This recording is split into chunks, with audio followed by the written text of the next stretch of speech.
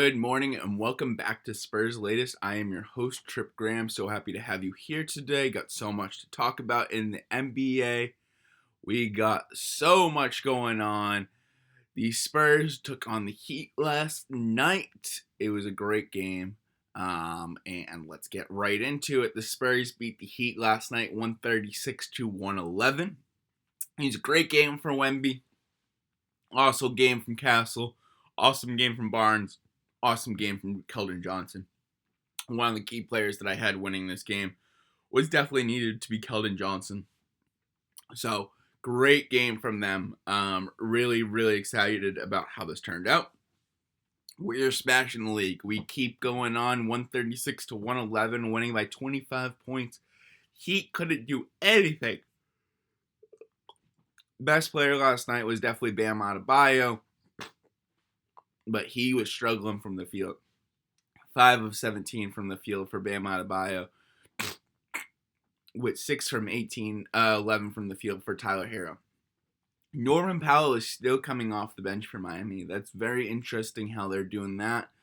Mitchell is coming in, starting for instead of Norman Powell. Norman Powell still had a really good game last night, I would say. 21 points, 7 of 18 from the field, 4 rebounds. So, Norman Powell, I don't know what's going to go on with him, but I don't know if it's going to be on the bench, coming off, or starting. They do already have Hawkes Jr. coming off the bench as their sixth man. And Ware has been coming into a very good NBA player. Seeing a lot more of him recently. In terms of seeing him on my timeline, seeing him playing more on the Heat. So definitely good to see a young player being developed on the Heat. So, yeah, just interesting how the Norman Powell situation is going. From being an all-star to going to the bench. It's a tough look for a team that's rising, a team that's really rising and where they are in the standings. You don't expect that out of your star players. So, that is definitely one of the biggest things to look out for as we go into the playoffs out of the Eastern Conference. So, just something to look out for on that one. All right, other things to pay attention to. All right, other things in this game. Keldon Johnson played really well. 21.7 of 14 from the field, 3 of 6 from the three. So really exciting game from him. Aaron Fox also had a good game, 14 points, 5 of 13 from the field, with 1 of 4 from the three. So yeah, Miami is definitely surging into the playoffs. They are red hot, so got to keep this streak going. I'm glad we were able to beat them last night. All right. We got so much to talk about today. First, I want to talk about the playoff picture and how it's shaping up. I have the current playoff picture right here, so let's talk about it. All right. So, number one, let's talk about the first four. The first four are going to be the play-in tournament. So, let's talk about the West. Right now, play-in tournament is Portland versus the Wizards. Portland versus the Warriors. Obviously, be taking the Warriors in that situation, especially if Steph Curry's back. Don't know if Steph Curry's going to be back for this game. So, yeah, definitely will be taking the Warriors in that situation. Either way, I don't know if anybody saw that Moody injury from last night. Absolutely devastating from him. It was nasty. It was a very, very gruesome injury. So, shout out Moses Moody. That was really bad. Most likely a season-ending injury, obviously. The Warriors are just really, really hurting in terms of the injury bug. All right. And then in the other Western Conference game, it would be the Phoenix Suns versus the Clippers. I would definitely take the Phoenix Suns in that situation. Kawhi can't do it all by himself, and I think Jalen Green has enough of a supporting cast over there on Phoenix to get that job done. So I would take the Phoenix Suns in that game. All right, let's bounce over to the East to talk about more of play-in tournaments games. The next play-in tournament game would be just who we saw last night, the Miami Heat versus Charlotte. Charlotte has been one of the hottest teams in the league since the All-Star break. But I would still give it up to Miami's experience. I would give it up to Eric Spoelstra to say that the Miami Heat would be able to get through that round and beat the Charlotte Hornets in that game. So something to look out for that one. The next game that would be the 76ers versus the Magic. Magic has been one of the biggest disappointments of the league this year. When everyone said the East was going to be wide open, the Magic fumbled it, weren't able to get into those top seeds in the East, and still held themselves down into the playoff positions. I don't know how that happened for them. One of the biggest success stories has definitely been Jalen Johnson in the Hawks. By able to get into that 6th seed, they have been, without Trae Young, which is very, very impressive for them. So shout out the Atlanta Hawks with doing that without Trae Young. All right. Other things that I want to talk about. Obviously, so let's go through the seedings, all the seedings. So number 1 seed obviously would be OKC. So OKC is going to be playing the winner of one of the play-in tournaments. So it would be the first two would be, there is a tournament to get in. The 9th versus 8th seed. 9th seed goes to the lowest ranked person, and the higher seed goes to the 2nd ranked. So we as the Spurs would be getting the 2nd highest ranking. So number 1.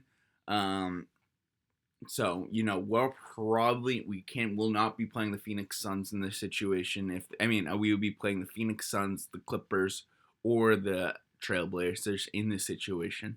But I really want to look at the other matches up. The 3 through 6 playoffs positions that are really more set than the play-in tournament itself. So right now we have the Rockets versus the Nuggets. That would be a great series. Kind of the old school guards versus the new school guards. Jamal Murray and Jokic versus,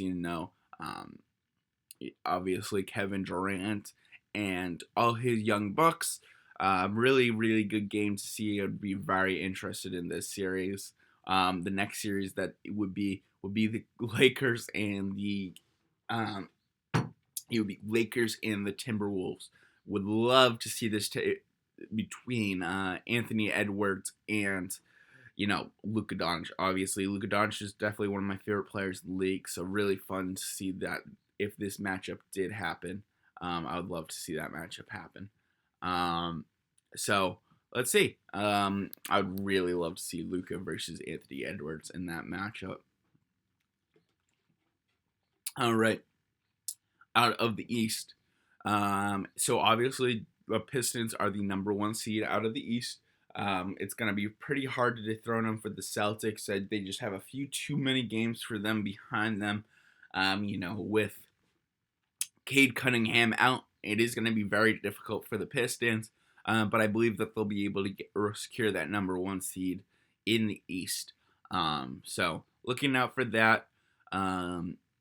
Really, really good season from Cade Cunningham and the Pistons. Jalen Duran is one of my favorite players in the league, definitely.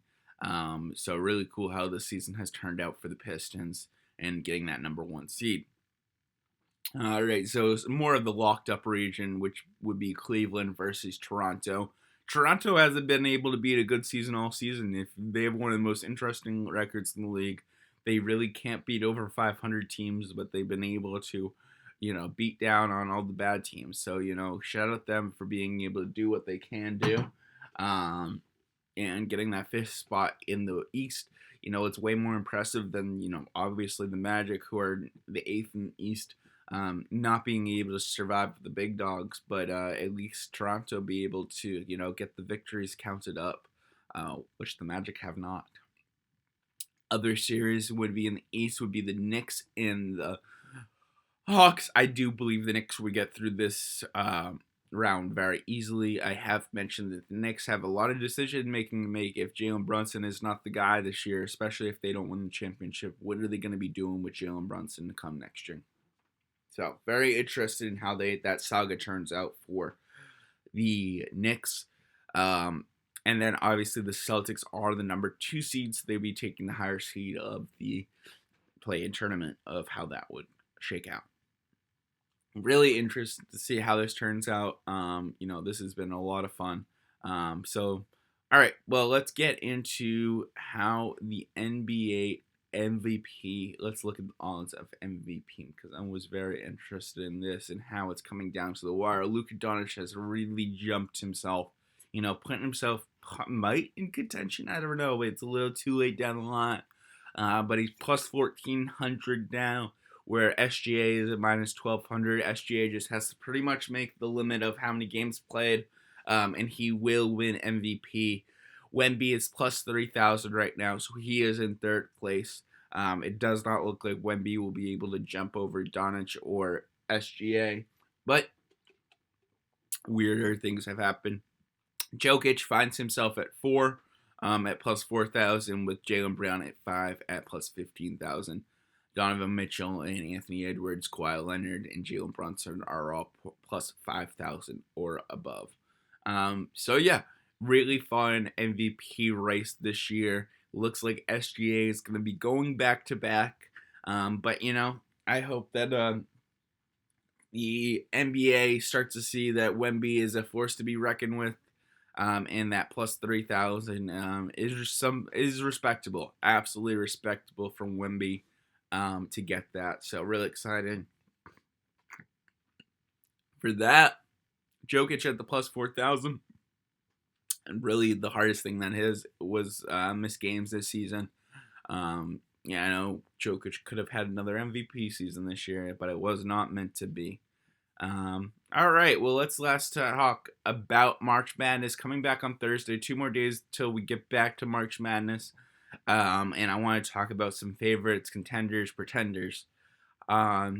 So my definitely favorites are definitely Duke. It's not a crazy pick to say, but Duke and Arizona are my top 2 picks. I think that they are the deepest teams in this conference. The contenders, I definitely see St. John's. St. John's has been unbelievable. They've been playing their asses off under Rick Pitino. So, I would really, really love to see them making a deep run. Other things would be UConn at plus 3,000. That's crazy that, they have Alex Caravan. It's been a really great season for UConn. So shout out UConn, plus 3,000. And then Michigan State at also plus 3,000. Some teams that I really don't see winning it is definitely Iowa State or Purdue. Purdue, as I just watched their rebounding is just abysmal.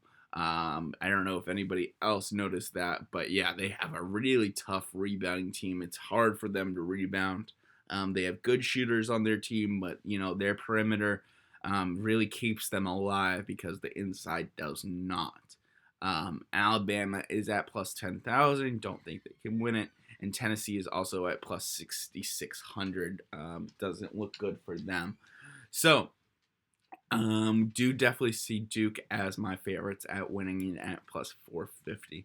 That comes back on Thursday nights. There's a whole lot of good matchups happening.